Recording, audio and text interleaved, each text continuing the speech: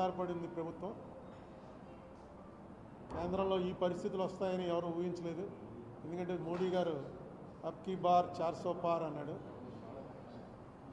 ఇది పని జరగలేదు.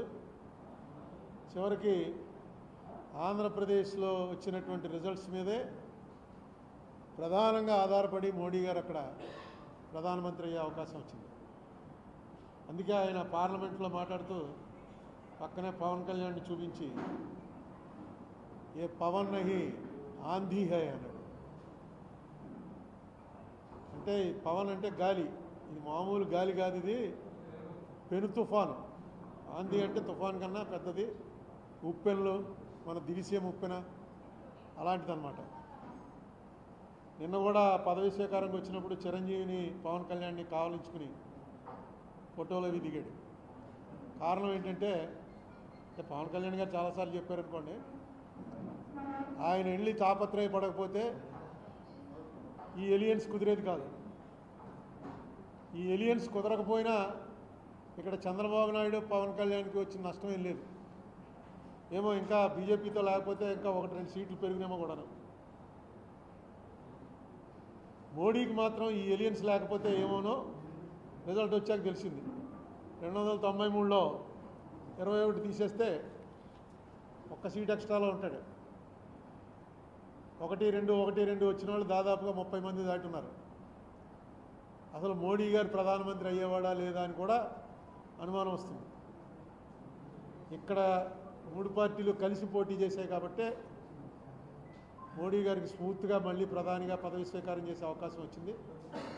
అందుకే ఆయన అక్కడ పార్లమెంట్లోనూ ఏ ఆంధీ హై అని చెప్పి పవన్ కళ్యాణ్ చెప్పాడు. ఇక్కడ కూడా వచ్చి వేరే ఫోటో సెషన్ చిరంజీవి పవన్ కళ్యాణ్ తోటి ఆయనే ఫోటోలు తీర్చుకుని, ఎందుకంటే కరెక్ట్గా ఆయనకి తెలిసింది ఆ రోజున కనుక పవన్ కళ్యాణ్ కాళ్ళ వేళ్ళ పడ్డాడో కాలర్ పట్టుకున్నాడో ఏం చేశాడో కానీ పవన్ కళ్యాణ్ మాటను అంగీకరించబోయినట్టయితే ఈవేళ నా పరిస్థితి ఇది కాదురా బాబు అన్న సంగతి మోడీ గారికి తెలిసింది. అలాగే పవన్ కళ్యాణ్ కూడా ఎన్నోసార్లు మనకి ఇక్కడ ఆంధ్రప్రదేశ్ మీటింగ్లో చెప్పాడు ఆయన, ఈ ఏలియన్స్ అవడానికి నేను ఎన్ని పాటలు పడవలసి వచ్చిందో, ఎన్ని మాటలు పడవలసి వచ్చిందో అని. మొత్తానికి సక్సెస్ఫుల్గా ఈవేళ ఉన్న సినేరియోలో ఆంధ్రప్రదేశ్కి రావాల్సినవి ఏవైతే ఉన్నాయో ఆ రావాల్సినవన్నీ కూడా తీసుకోవడానికి ఇంతకుముందు మనకు డినై చేసింది.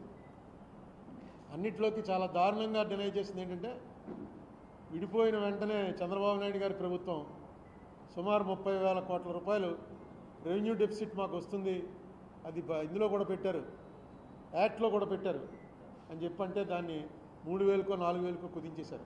అది మొన్న జూన్ 2వ తారీఖున కరెక్ట్ ఫిగర్స్ కూడా ఇచ్చాను మీకు.